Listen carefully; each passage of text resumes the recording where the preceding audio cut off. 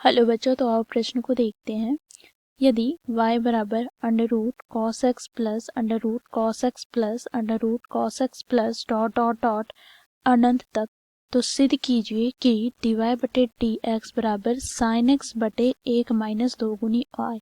तो दिए गए प्रश्न की मुख्य अवधारणा की बात करें तो बच्चों यहाँ पर हम अवकलन के कुछ सूत्र का प्रयोग करेंगे। जैसे बच्चों यदि हम x की घात n को हम x के सापेक्ष में अवकलन करते हैं तो ये हमें प्राप्त होता है बच्चों, देखो n गुना x की घात n माइनस 1 के बराबर।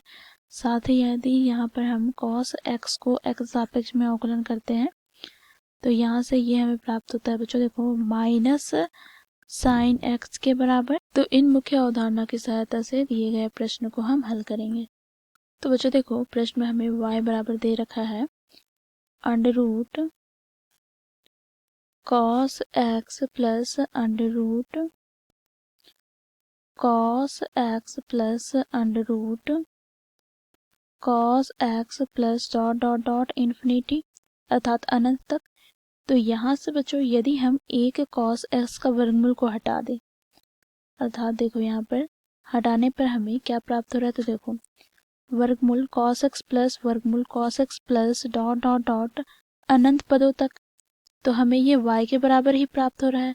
तो इसके स्थान पर हम क्या लिखेंगे, तो इसके स्थान पर बच्चों देखो हम y तो लिखेंगे। तो यहाँ से हमें प्राप्त हो जाएगा, देखो y बराबर under root cos x plus का y।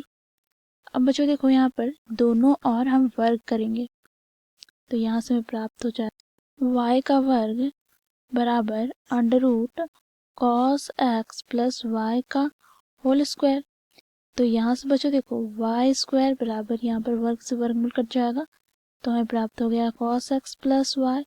अब दोनों और हम x सापेक्ष में अवकलन करेंगे तो यहाँ से हमें प्राप्त हो जाएगा बच्चों, देखो d बटे डी एक्स वाई स्क्वायर बराबर यहाँ पर d बटे डी एक्स यहाँ पर cos x प्लस का y। तो यहाँ से बच्चों देखो यहाँ पर y स्क्वायर है तो इसे हमें y के सापेक्ष में अवकलन करना होगा। तो यहाँ से हमें प्राप्त हो जाएगा, देखो वाई स्क्वायर का y के सापेक्ष में अवकलन गुना यहाँ पर y का x के सापेक्ष में अवकलन बराबर यहाँ पर बच्चों देखो इसे हम अलग अलग कर लेते हैं। तो d बटे डी एक्स गुनी कॉस एक्स यहाँ पर dy बटे डी एक्स। तो यहाँ पर हमें प्राप्त हो गया, देखो मुख्य अवधारणा की सहायता से 2 गुनी y की घात 2 माइनस 1 अर्थात 1 गुना यहाँ पर dy बटे डी एक्स बराबर यहाँ पर cos x का x सापेक्ष में अवकलन माइनस साइन x और यहाँ पर प्लस का dy बटे डी एक्स। अब बच्चों देखो यहाँ पर dy बटे डी एक्स वाले पद को एक साथ लिखेंगे तो बच्चों हम dy बटे डी एक्स उभयनिष्ठ निकाल लेते हैं।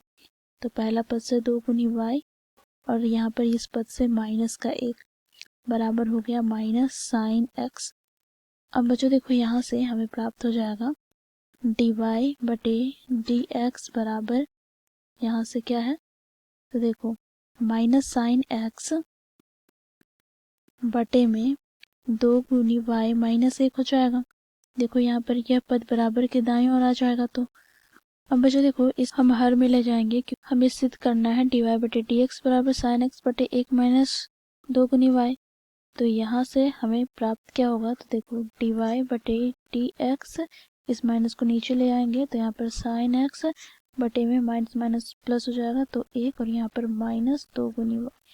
तो यही हमें सिद्ध करना था बच्चों। तो इस प्रकार हम दिए गए प्रश्न को सिद्ध करते हैं। आशा करती हूँ यह प्रश्न आप लोगों को समझ में आया होगा। धन्यवाद।